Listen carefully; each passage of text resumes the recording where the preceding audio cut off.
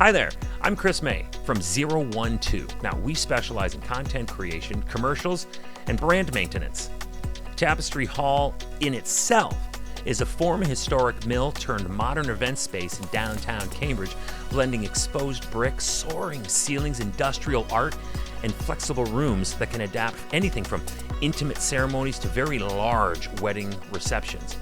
It was the host location for this year's Wedding Ring Expo when we were in Cambridge. Now, this gave couples a chance to experience the space, the lighting, the atmosphere, all in person, while meeting vendors and imagining how their own day might look there.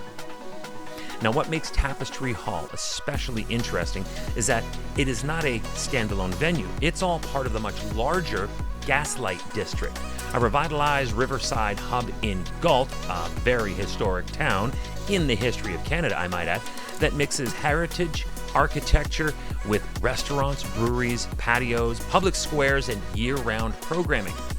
Under Gaslight Events Company, the district supports weddings, corporate events, concerts, and festivals with in-house culinary teams, full AV capabilities, and a calendar that keeps the area active day and night all year long. So the name of the company is the Gaslight District. We have the umbrella of Tapestry Hall, the Foundry, the French, and the Underwing all within the Gaslight District. Tapestry Hall is our signature event space for sure. So there's Grand Hall, which is our larger space. It does up to 600 seated, 900 total capacity. And then there's the tap room, which is our smaller space. It will do 120 seated and 180 standing capacity in there.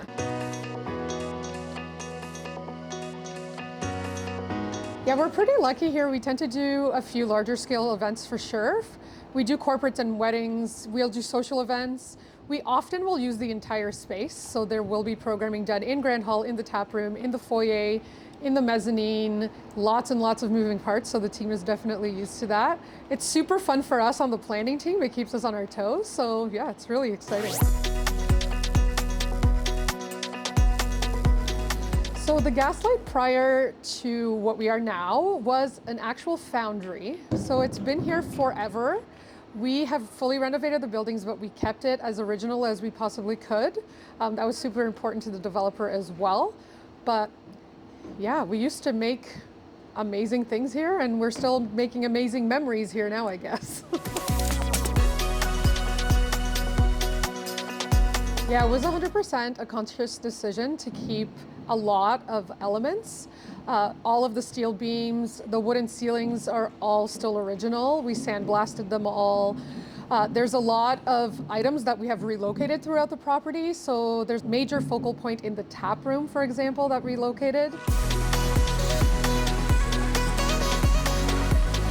So the Gaslight Square is a rentable space. It actually has a ton of community programming that gets done here.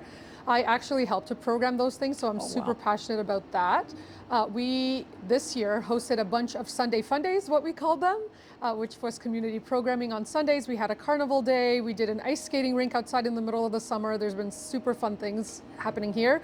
We often will do live music or art showcases out in the square. But yeah, people can also rent it. They can do a semi-private movie night out here if they want to bring their corporation out here for a movie.